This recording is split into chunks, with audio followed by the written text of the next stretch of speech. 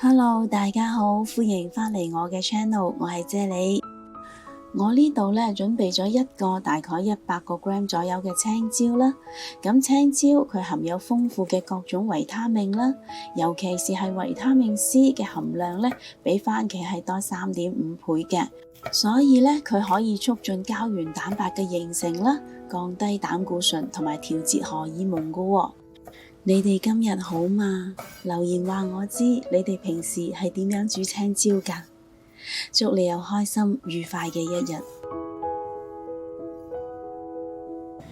將切好咗嘅青椒擺落啲滾水度，飛水大概30秒左右，去除青椒嘅草青味，同埋可以保留青椒嘅爽甜口感㗎。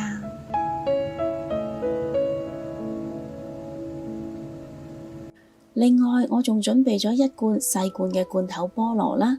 咁菠蘿佢含有豐富嘅酵素啦，可以對抗炎症啦，同埋促進新陳代謝嘅。另外，菠蘿所含嘅檸檬酸咧，仲可以幫助開胃啦，增加食慾添㗎。我用嘅係原汁嘅菠蘿罐頭啦，所以咧菠蘿汁我都唔會浪費佢㗎。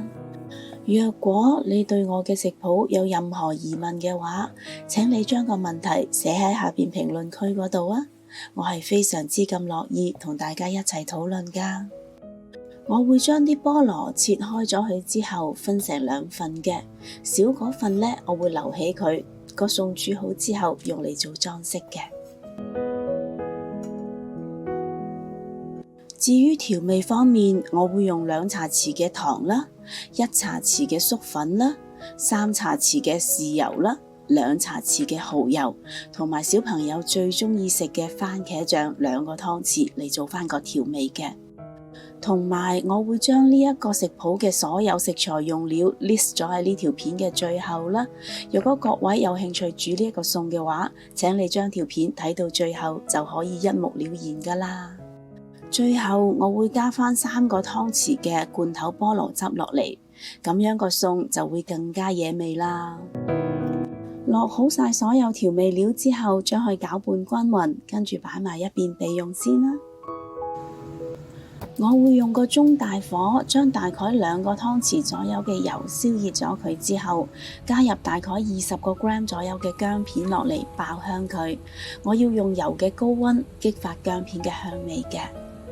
咁我呢度咧就準備咗大概400個 gram 左右嘅蝦仁啦。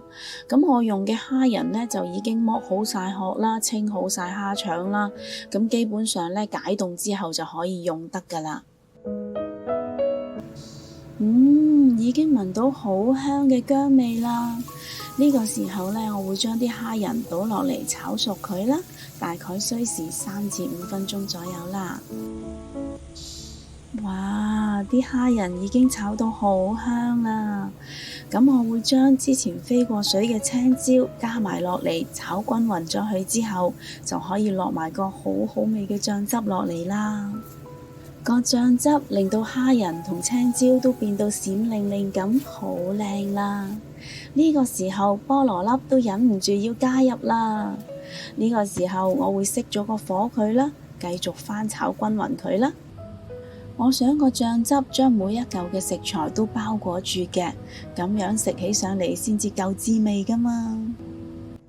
呢個餸嘅味道甜甜酸酸咁，非常之開胃㗎。爽脆嘅蝦仁加埋青椒同菠蘿嘅天然清爽口感，真係飯都食多2碗啊！我已經好肚餓啦，你哋呢？不如你今晚都試下煮呢個滋味又開胃嘅餸啦。若果你都鍾意我嘅食譜，請你俾 like 同埋留言話我知啦。記得訂閱我嘅 channel， 順便撳埋隔離個鐘仔啦。多謝晒你嘅收睇，我哋下一個食譜再見啦，拜拜。